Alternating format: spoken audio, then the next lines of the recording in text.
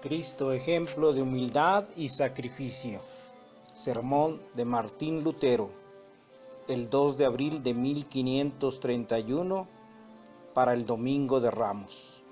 Filipenses 2, 5, 8 dice: Haya pues en vosotros este sentir que hubo también en Cristo Jesús, el cual, siendo en forma de Dios, no estimó el ser igual a Dios como cosa a que aferrarse, sino que se despojó a sí mismo, tomando forma de siervo, hecho semejante a los hombres, y estando en la condición de hombre, se humilló a sí mismo, haciéndose obediente hasta la muerte y muerte de cruz.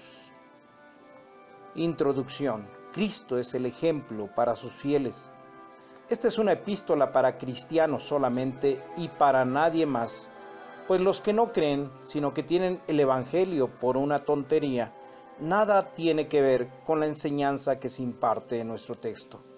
Es preciso ante todo creer que Jesucristo se hizo obediente al Padre y se entregó a sí mismo a la muerte, no en bien suyo y de su propia persona, sino en bien nuestro. Al que cree esto, a éste se dirige la exhortación de nuestro texto. Y esta exhortación dice: haya pues en vosotros este sentir que hubo también en Cristo, el cual, siendo en forma de Dios, no estimó el ser igual a Dios como presa. Quiere decir, no lo reclamó para sí como si lo hubiese robado o tomado por la fuerza, sino que se despojó a sí mismo, tomando forma de siervo. Palabras asombrosas en verdad y difíciles de entender en la versión al alemán. En el capítulo del cual fue tomado nuestro texto, el apóstol inicia su enseñanza estimulando a los cristianos a que cada uno se mostrara una viva solicitud por el bienestar del prójimo, olvidando la preocupación egoísta por los intereses propios y mirando cada cual también por los demás. Filipenses 2, 1, 4. Y esto es también lo que nosotros queremos recalcar como enseñanza de nuestro texto de hoy, a saber, una vez que reconocimos que hemos recibido del Señor toda clase de bienes y que hemos sido redimidos por Cristo de todos los pecados, debemos demostrarlo también en nuestro trato con los demás. Para enseñar esta verdad no podríamos presentar un ejemplo más elocuente que el de Cristo, pues así es como obró el que nos redimió. Esta es la actitud que Él mostró para con nosotros, y esa misma actitud debemos mostrar ahora también para con nuestro prójimo. Sin embargo, la demostración de nuestro amor para con el prójimo ciertamente será harto pobre en comparación con lo que Cristo hizo por nosotros, pues Cristo, el Dios, fue hecho un siervo. En vista de ello, el apóstol agrega: el cual, siendo en forma de Dios, no estimó ser igual a Dios como presa. Esta es la manera de hablar propia de Pablo, que los alemanes entendemos solo con cierta dificultad. Veamos por lo tanto lo que significa. 1. Jesucristo no estimó como presa el ser igual a Dios. La divinidad de Cristo no es robada, sino innata. Hay personas que ganaron sus bienes y su dinero en forma legítima y honrada, sin robo ni hurto. Estas personas pueden decir: lo que poseo no es producto del robo. Así es como San Agustín y otros interpretan este texto.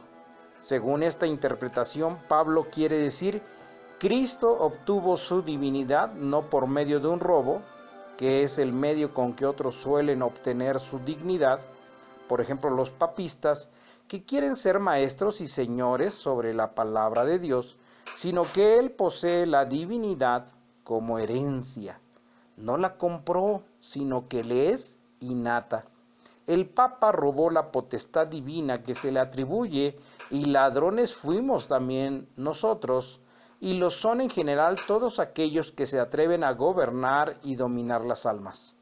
Un príncipe, por ejemplo, puede decir a un ladrón, o a un asesino, o a un revoltoso: tú me has robado mi potestad señorial que de ninguna manera te compete, pues solo a mí me incumbe gobernar los bienes y la vida de este súbdito mío. Y si a pesar de eso tú le quitas sus bienes y su vida, has cometido un acto criminal. Porque a ese asesino, la potestad con que actúa no le es innata, sino que la usurpó, la robó. Pero quien la posee en virtud de su nacimiento tiene el derecho legítimo de ejercerla. Así pues, Cristo posee su divinidad no como Lucifer, el Papa y los espíritus facciosos que son ladrones de la dignidad y potestad divina. Me parece muy buena esa interpretación de San Agustín. No hay por qué rechazarla. De consiguiente, a Cristo le corresponde la potestad divina por cuanto Él es Dios por naturaleza. Y con sus palabras en Filipenses 2, Pablo confirma aquel artículo de la divinidad de Cristo. O sea que Cristo tiene el derecho de recibir honores divinos porque Él es Dios igual a Dios Padre. Cristo emplea su divinidad no en beneficio propio, sino en beneficio nuestro. Ahora bien, hay también cierta clase de personas que poseen sus bienes legítimamente, y no obstante son ladrones y asaltantes. A esa clase pertenecía aquel campesino que dijo a un mendigo: yo tengo pan en mi casa, el que no tiene, vea de dónde lo puede conseguir. Sería lo mismo que si yo tuviera pan y mi vecino pasara hambre y yo le dijese: yo tengo pan, si tú también quieres, ¿por qué no vas y te compras? Si uno no da de comer al hombre hambriento que le pide sus bienes, son bienes hurtados y robados, aun cuando no los robó ni hurtó. A pesar de que no se los quitó a otros, comete no obstante el mismo pecado que el ladrón que arrebata sus bienes a otros, convirtiendo así a sus prójimos en hambrientos. ¿Por qué? Porque los necesitados le piden y él no les da. Con esto llega a ser un ladrón respecto de sus propios bienes, porque no presta con ellos un servicio a nadie. Un hombre tal tiene el mismo carácter que un ladrón. En ese sentido dice Ambrosio: da de comer al que sufre hambre, pues si no lo haces, le has asesinado. Y por eso se lee también: parte tu pan con el hambriento, desata las ligaduras del que está aprisionado. Pues en estas necesidades es tu deber socorrer a tu prójimo con tus bienes. Y es en este sentido que Pablo dice respecto de Cristo: Él posee la divinidad no solo como posesión real y según su esencia como Hijo de Dios, sino también por la forma como la usa y la pone en acción. Por eso no dice no robó, sino no estimó como presa. En efecto, Cristo era esencialmente Dios.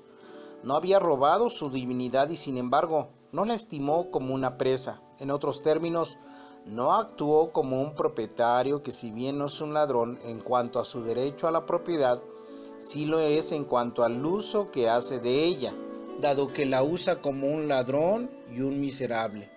Hay pues dos tipos de ladrones: el que roba cosas y el que usa las cosas a la manera de un ladrón.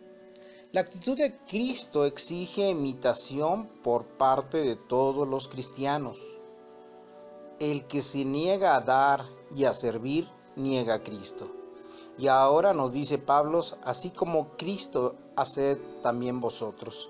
Si yo soy una persona instruida y sé predicar y tengo el llamado de hacerlo, pero no lo hago, entonces cometo un robo en perjuicio de aquellos que necesitan la predicación.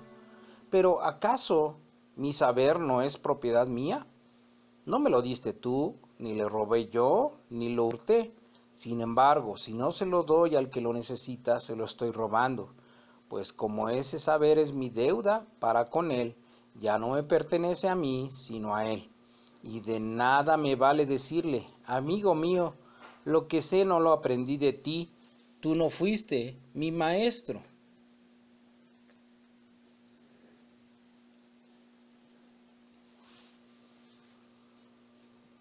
De la misma manera deben tener mucho cuidado los comerciantes para no decir: lo que tengo me lo ha dado Dios, por esto puedo venderlo o retenerlo a mi antojo. Así no es como actuó Cristo. A pesar de que Él poseía la divinidad y era verdadero Dios, no nos dijo: vosotros sois pecadores, yo en cambio soy santo, veraz y sabio. ¿Qué, pues, podéis reclamar de mí? Pese a que nadie le había dado nada, ni él había tomado nada de nadie, no obstante no lo estimó como presa, y por consiguiente no usó la divinidad en su propio beneficio. como si la hubiese robado, sino que la dio en usufructo a otros, con la intención de que su justicia, su santidad y su poder y sabiduría no quedasen confinados solo en él, sino que todos los que a él claman fuesen sus usufructuarios. Esto es lo que hizo Cristo y lo que él tiene que repartir. No es una ridícula limosna o una rebanada de pan. Lo suyo tampoco son solamente 4 reinos o una erudición tan pobre como la que tengo yo y otros doctores, sino que su haber es el ser igual a Dios. No obstante, él se despoja de este haber y dice: no ha de pertenecer a mí solo, sino que será tuyo. Y tú, hombre débil y miserable, ¿lloras por una pequeña moneda o lloras por un saco? ¿Ves que tu prójimo necesita un saco y no eres capaz de dárselo, y te haces un asaltante y ladrón, y dices que no debes nada a nadie? Y él, el Señor, puso a disposición nada menos que su divinidad. ¿Qué harías tú si tuvieras que darme el sol o la luna o la vida como te los da Dios todos los días? ¿Ya te parece demasiado si alguno te pide, no que le regales, sino que le vendas algo? Y lo mismo pasa con el siervo si su amo le pide un trabajo. Y piénsese la estúpida alharaca que hace un carpintero con el producto de su habilidad. Pero qué gran cosa es, al fin y al cabo, aunque tengas una miserable limosna para dársela a un pobre. ¿Acaso por eso no hay que ensalzarte y adorarte de tal manera? El ejemplo que da Cristo hace que empalidezcan también las obras y virtudes de los cristianos. ¿Y tú quieres ser un cristiano? Al diablo contigo. Fíjate en el ejemplo que Cristo nos da conforme a nuestro texto. Ahí no se trata de una mísera limosna ni de la corona del monarca turco, ni del cielo, la tierra, el sol y la luna. Todas nuestras virtudes tienen que taparse la cara de pura vergüenza ante lo que Cristo hizo por nosotros, aun cuando en el día postrero pudiéramos gloriarnos de verdad diciendo: yo prediqué, yo enseñé, yo di de comer a los que tuvieron hambre y de beber a los que tuvieron sed. Mateo 25. ¿Qué es todo eso comparado con lo que hizo Él? Mejor es que diga: Señor mío, ten piedad de mí. Gustosamente guardaré silencio acerca de las obras de bien que hice. Pues ¿cuál es su divinidad en comparación con lo mío?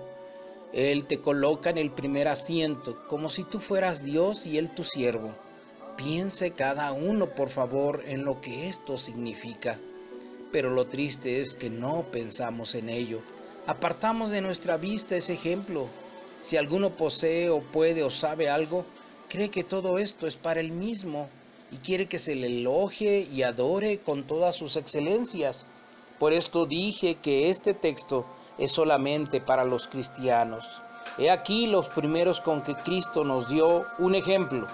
No quiso usar su divinidad como propiedad exclusiva suya, a pesar de que tenía el derecho de hacerlo.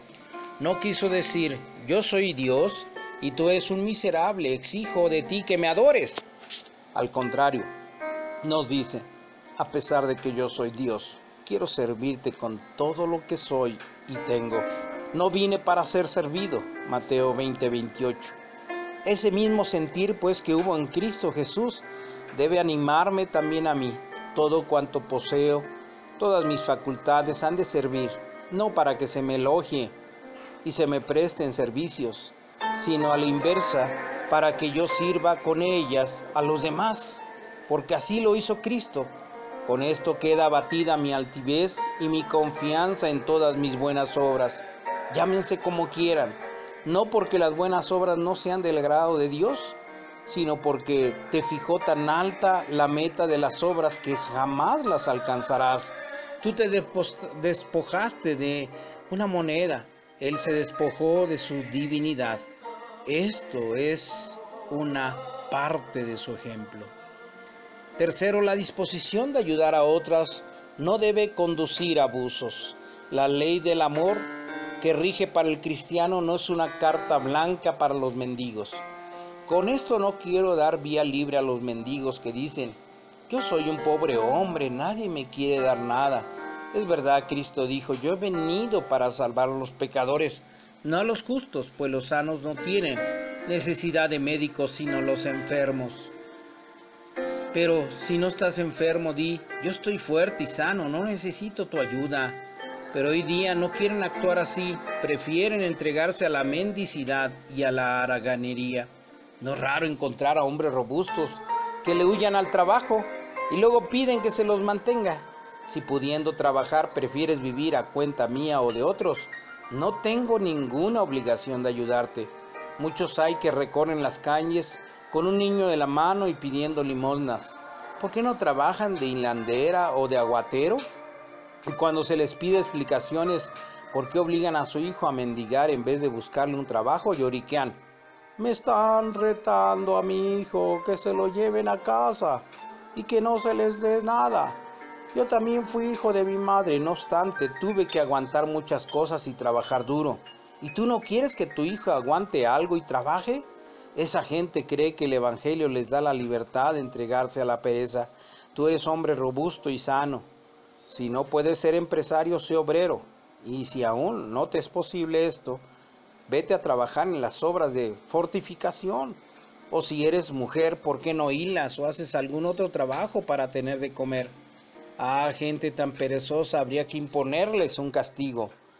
Vives como el príncipe elector de Sajonia y luego quieres que os mantenga con fondos de caja comunitaria. ¿A qué llevará todo esto?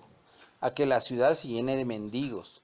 A los estudiantes sí hay que mantenerlos porque su estudio no les da para vivir, pero vosotros decís, sí, pero aquí en Wittenberg se predica que hay que hacer bien a los pobres y por esto no queréis trabajar. No, señor.